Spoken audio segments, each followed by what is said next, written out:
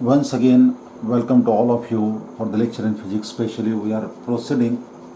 One of the base part in physics is oscillations, and actually, in today's lecture, we are following three examples which are already appeared during the previous MST CUT 2017, 16, 15 year. तर आपण ह्या तिघ वर्षांसाठी येणारे हे जे तीन problem आहे हे एंट्रन्स एक्झामिनेशन प्रॉब्लेम आपण सॉल्व्ह करत आहोत. ऑसिलेशनवरचा तो आधारित पार्ट आहे. त्याची प्रायमरी इन्फॉर्मेशन अशी असेल की एखादी बॉडी जर सिम्पल हार्मोनिक मोशनमध्ये राईट टू लेफ्ट पुढे मागे होत असेल जस्ट इन दिस फॅशन, त्याची mean position and desire to extreme position, तर त्याच्यावरती आधारित आपल्याला हे प्रॉब्लेम कन्सिडर करायचे आहे. मी सुरुवातच करतो डायरेक्ट पहिल्या प्रॉब्लेमपासून. A particle performing SHM starts from equilibrium position. एक पार्टिकल आहे आणि तो पार्टिकल सिम्पल हार्मोनिक मोशनमध्ये आहे आणि त्याची मोशन तो इक्लिब्रियम पोझिशन म्हणजेच मीन पोझिशनपासून तो स्टार्ट करतो आहे. म्हणजे इथून तो स्टार्ट करतो आणि इकडे सरकतो, असा एंड पोझिशनला तो परत मागे फरतो, इकडे एंड पोझिशन आणि इकडे असा सारखा तो ऑसिलेट होतो आहे एसएचएममध्ये, सिम्पल हार्मोनिक मोशनमध्ये. अशा पार्टिकलसाठी जसं तुम्ही हे पहिली ओळ वाचतात त्यावेळेस तुम्हाला त्याचे सिम्पल हार्मोनिक मोशनचं इक्वेशन आठवायला पाहिजे की जी अशा पार्टिकलसाठी की तो मीन पोझिशनपासून स्टार्ट करतो.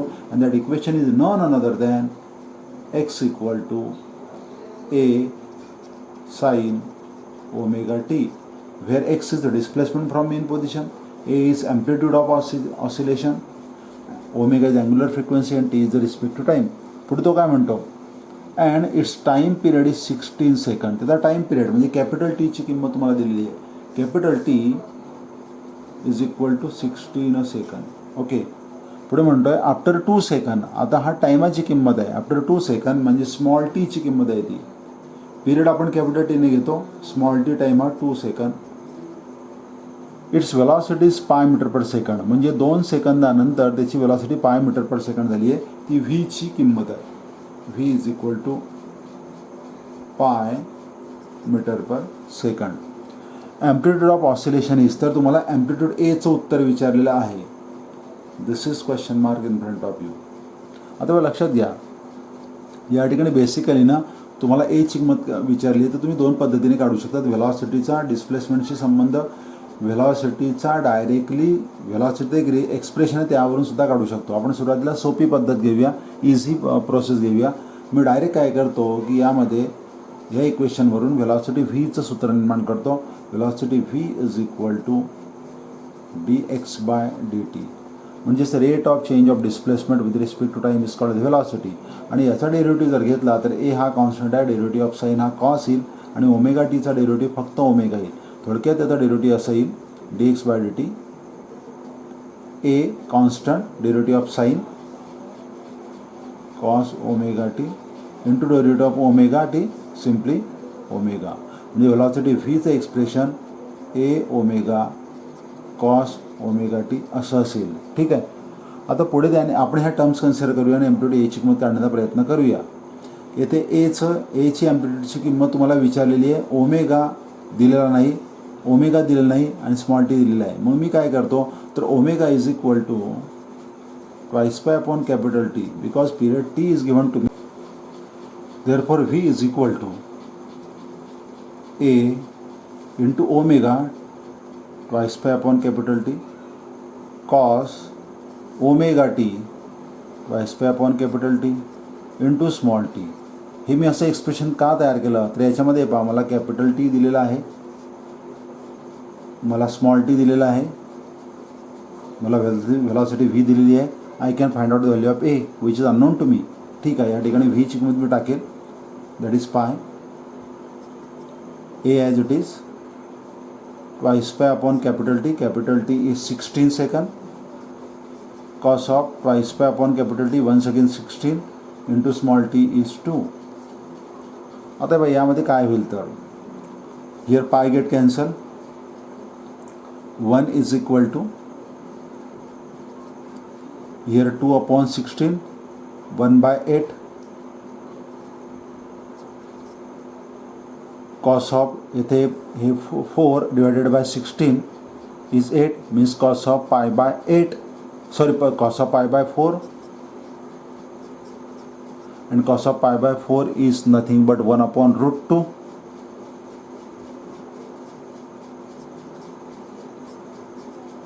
आणि शेवटी ए ची किंमत जर काढायची असेल तर हा 8 रूट 2 या साईडला घेतो. This is how you can determine the amplitude of oscillation is 8 root 2 meter. Here options are 2 root 2 meter, 4 root 2 meter, 6 root 2 meter and 8 root 2 meter. Means this is the final answer of that example. This is how we can solve this first problem. Now let us approach to the second problem now, which is given here. आता हे या ठिकाणी second प्रॉब्लेममध्ये काय consider केलेलं आहे तर a mass M1 connected to horizontal spring. एक मास आहे ते हॉरिझॉन्टल स्प्रिंगमध्ये स्प्रिंगशी कनेक्ट केलेलं आहे. मग आता ती मी अशा पद्धतीने डायग्राम काढतो. This is the horizontal spring to which a mass is connected. This is the process actually. This is the rigid support to which this mass M1 is connected. अशी आपण फिगर काढू शकतो. This horizontal spring perform SHM with amplitude. आता हे जे मास आहे हे SHM perform करते. म्हणजे याचा अर्थ काय, मी जर का हे इंक आउट करण्याचा प्रयत्न केला तर हे मास अशा पद्धतीने पुढे मागे होईल. या एवढ्या स्पेसमध्ये हे मास जस्ट पुढे मागे of course with the help of this spring. ज्या ओढला जाईल मागे जाईल स्प्रिंग प्रेस होईल. This mass M1 is executing simple harmonic motion along this path like this with the help of स्प्रिंगच्या साहाय्याने. आणि त्याची ॲम्प्लिट्यूड जी असेल मीन्स फ्रॉम दिस डिस्टन्स ते असेल A. While M1 passing through main position. हा M1 main पोझिशनपासून जात असताना म्हणजे मी तर कधी फिगर अशी काढण्याचा प्रयत्न केला तर ही त्याची A ही ऑलरेडी ॲम्प्लिट्यूड आहे. इथे हा M1 आलेला आहे. हा already simple harmonic motion perform करतो आहे. तो काय म्हणतो, while M1 passing through main position. ह्या मेन पोझिशनपासून हा इकडे सरकण्याच्या वेळेस म्हणजे या ठिकाणी असताना another mass M2 is place on it. याच्यावरती एक दुसरं मास M2 ठेवला. म्हणजे या खालचा M1 आणि वरचा M2. This is what the situation is. So that both the masses move with amplitude A1. आता ह्या दोघं मासेस म्हणजे M1 आणि M2 हे एम्प्लिट्यूड A1 असताना मोशनमध्ये आल्या. म्हणजे सिम्पल हार्मोनिक मोशन आता एम्प्लिट्यूड A1 ची असेल. अगोदरची एम्प्लिट्यूड ही A होती. हे लक्षात ठेवा. Okay. Move with amplitude A1. The ratio of A1 upon A तुम्हाला विचारलेलं आहे. A1 upon A is equal to how many हे तुम्हाला विचारलेलं आहे. आणि पुढे तेथे मी लिहिताना इथे लिहिलं आहे M1 greater than M2. M1 हा मोठा आहे, M2 हा लहान आहे. M1 is greater than M2. This is the information given to you. एक लक्षात असू द्यायचं, जेव्हा तुम्ही टोटल एनर्जी कन्सिडर करता सिम्पल हार्मोनिक मोशनमध्ये किंवा पोटेन्शियल एनर्जी कन्सिडर करता तर त्यामध्ये एक महत्त्वाचं रिलेशन असं आहे. टोटल एनर्जी किंवा पोटेन्शियल एनर्जीच्या बाबतीमध्ये energy E is equal to, just try to use this expression, energy E is equal to half M omega square A square. हे टोटल एनर्जीचं एक्सप्रेशन आहे. आणि त्यातल्या त्यात जर का तुम्ही पोटेन्शियल एनर्जीचं एक्सप्रेशन यूज करण्याचा प्रयत्न केला तर potential energy is equal to half M omega square X square. where M is mass, omega is angular velocity, A is amplitude. M is mass, omega is angular velocity, X is displacement. आपण याचा जर का विचार केला तर total energy remains कॉन्झर्व्ड. म्हणजे energy बदलत नाही, ती नेहमी कॉन्स्टंट असते सिम्पल हार्मोनिक मोशनमध्ये. हा जर का मास बदललं तर त्यावेळेस ॲम्प्लिट्यूड बदलते. ॲम्प्लिट्यूड जर बदलते मास बदलते.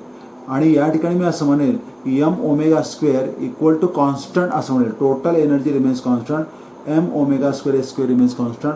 म्हणजे मास हे A स्क्वेअरला इन्व्हर्सली प्रोपोर्शनल येऊ शकते याच्यामध्ये. म्हणजे बघा कसं तर यावरून M A square equal to constant, conservation of energy in simple harmonic मोशनवरून ना. यावरून मी काय करेल तर हा A स्क्वेअर म्हणजे amplitude square equal to K upon M. As K is constant, M is mass. तर पहिल्या सिच्युएशनसाठी म्हणजे या सिच्युएशनसाठी जेव्हा मास M1 असेल तेव्हा ॲम्प्लिट्यूड A असेल तर capital A square is equal to K upon M. M is actually M1. This will be my first expression. In the second case, दुसरे एक्सप्रेशनमध्ये अगेन ए स्क्वेअर आता दुसऱ्या याच्यामध्ये A1 येईल, कारण दुसरी ॲम्प्लिट्यूड वेगळी आहे. अगोदरची ॲम्प्लिट्यूड ए होती, आता नंतर A1 आहे, कारण दोघा मासेस आहेत, M1 वरती M2 आहे. म्हणजे A1 square is equal to K upon, आता दोघं मासेस फक्त M1 नाही तर M1 plus M2. This will be expression number 2. What I have to do? I have to simply divide A1 square upon A square. Divide 2 by 1. कारण तुम्हाला A1 upon A विचारलेला आहे म्हणून, म्हणजे A1 square upon A square is equal to K upon M1 plus M2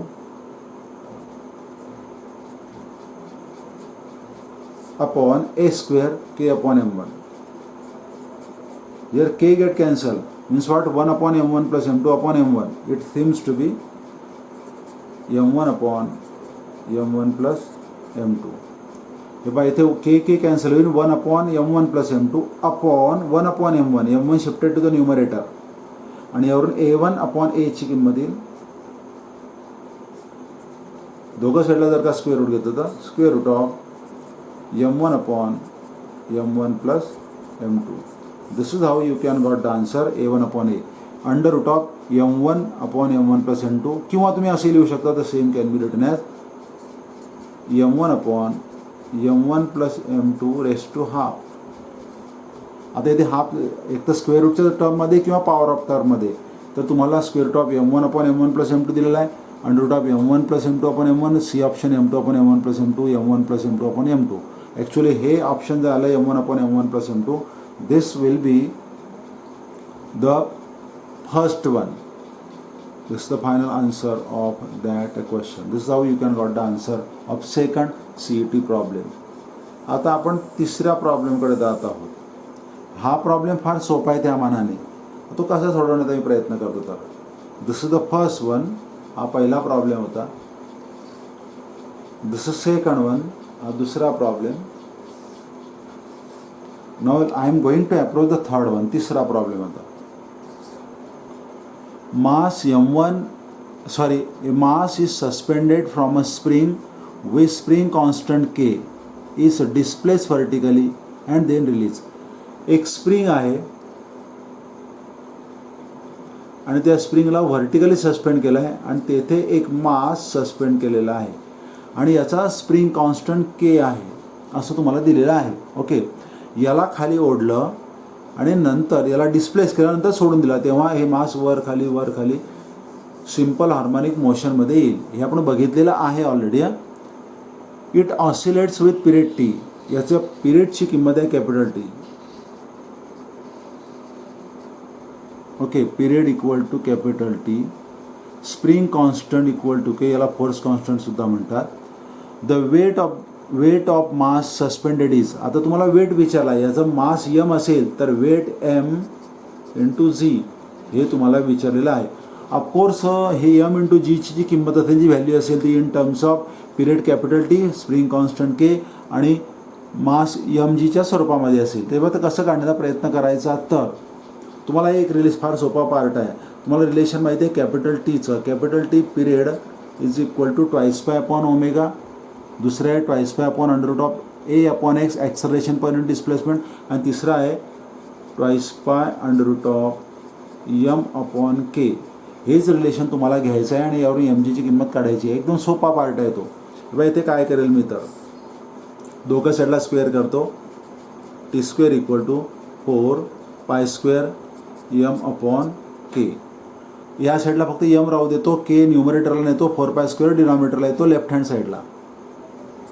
T square into K upon 4 pi square equal to simply M. तुम्हाला विचारला M into g, right hand साईडला आणि left hand साईडला जीने multiply करतो. T square K जी upon 4 pi square. मी left hand साईडला जीने multiply केलं, राईट हँडला साईडला सुद्धा जीने मल्टिप्लाय करतो एम जी. आणि यालाच तुम्ही वेट असं म्हणतात. Weight M G equal to T square K G upon 4 pi square. This will be your final answer. It is so simple. The first one is K T G upon 4π², दुसरं आहे K T square G upon 4π², K T square G upon 4π². हे दुसरंच option बरोबर आहे. This will be your final correct answer. So this is how you can got the answer of these 3 questions with the help of this expression which we have followed here in oscillation simple, especially for simple harmonic motion. I hope you understood this part. अशाच पद्धतीने पुढच्या येणाऱ्या टॉपिकवरती आपण CETचे problem किंवा JEEचे प्रॉब्लेमसुद्धा घेणार आहोत. Even नीटचे सुद्धा problem घेणार आहोत. आपली सुरुवात आहे. सुरुवातीला आपण सोपे प्रॉब्लेम घेत आहोत. तुम्ही असेच हे व्हिडिओ वॉच करत राहा. तुम्ही इन्क्वायरी जर पाठवल्या तर मी त्यावरती आधी काही टॉपिकसुद्धा घेईन आणि त्या पद्धतीने आपण पुढे जाऊ. For the time being I would like to stop here. See you next time.